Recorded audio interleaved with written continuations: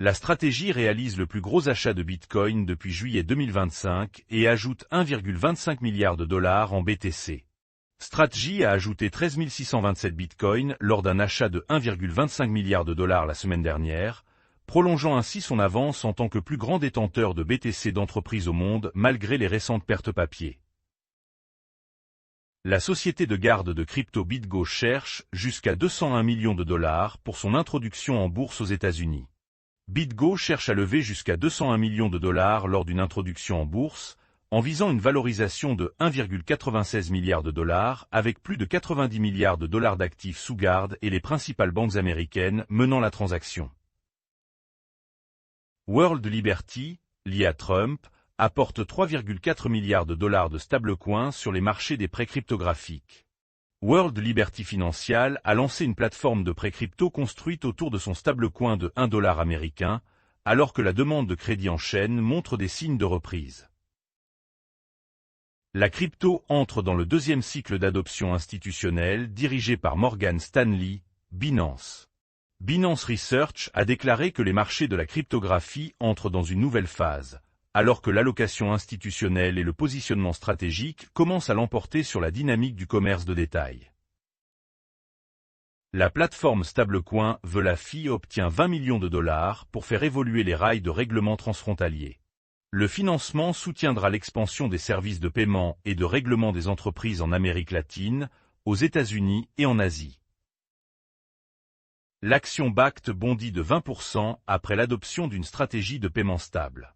Avec la hausse du cours de l'action de Bakkt suite à cette annonce, la transaction boursière pourrait valoir environ 178 millions de dollars. Les avoirs de Bitmain ETH grimpent à 4,1 millions, alors que le président cherche à étendre sa stratégie de cryptographie. Le dernier achat a porté les avoirs en Ether de la société à environ 3,4% de l'offre en circulation du jeton, le président de Bitmain, Tom Lee, visant à accumuler 5% de l'offre totale en circulation. Fitch Ratings signale les titres adossés à Bitcoin comme présentant un « risque de valeur marchande élevé ».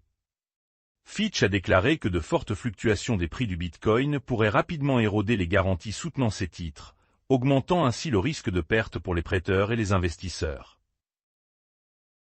Président de la SEC, reste à voir si les États-Unis saisiront le Bitcoin signalé au Venezuela.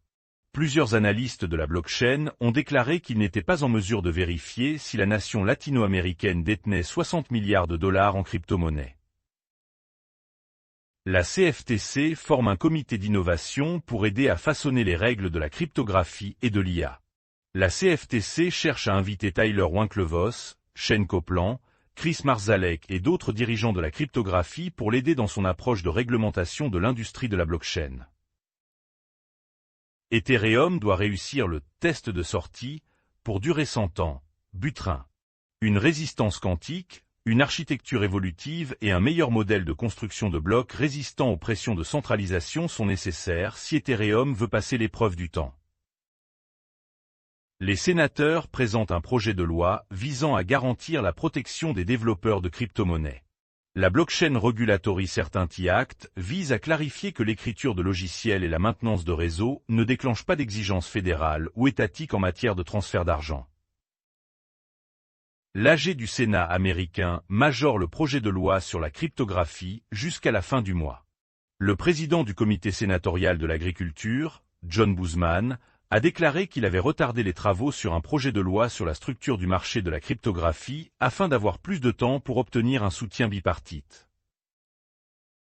Meta va réduire de 10% son bras Metaverse cette semaine au milieu de la poussée de l'IA. Rapport. Les Reality Labs de Meta devraient subir des réductions alors que le budget du métaverse de l'entreprise continue de diminuer dans un contexte de développement de l'intelligence artificielle. Trump veut que les entreprises technologiques paient leurs propres contributions, alors que la demande d'électricité monte en flèche. Le POTU a demandé aux géants de la technologie de couvrir les coûts d'énergie des centres de données alors que la consommation américaine augmentait, Microsoft étant le premier à apporter des changements cette semaine. L'ancien maire de New York dévoile le mémécoin NYC Token, quelques semaines après avoir quitté ses fonctions. Le NYC Token, qui a connu des débuts assez difficiles, a été créé pour lutter contre l'antisémitisme, selon l'ancien maire de New York, Eric Adams.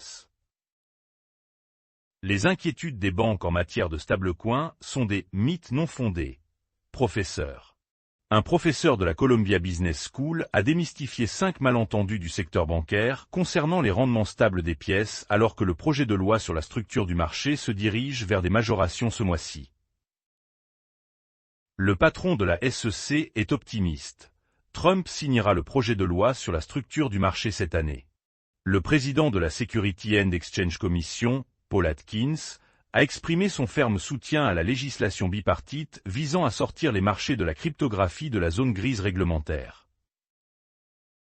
Le tribunal empêche temporairement le Tennessee de prendre des mesures contre Kalshi. Kalshi est libre de continuer à opérer dans le Tennessee pour le moment, car un juge fédéral a empêché les régulateurs de l'État d'agir après que le marché des prédictions ait été poursuivi en justice. Bitwiz qualifie l'allergie au Bitcoin 401K de ridicule, alors que Warren presse la SEC. Le président américain Donald Trump a ouvert la porte à l'inclusion des crypto-monnaies dans les régimes de retraite 401K en août de l'année dernière par un décret. VanEck. Clarity fera du premier trimestre un trimestre axé sur le risque pour les investisseurs. VanEck prédit que les investisseurs seront plus confiants au premier trimestre, citant une visibilité budgétaire et une clarté monétaire améliorée, même si le jury ne sait toujours pas comment Bitcoin s'intègre dans ce tableau.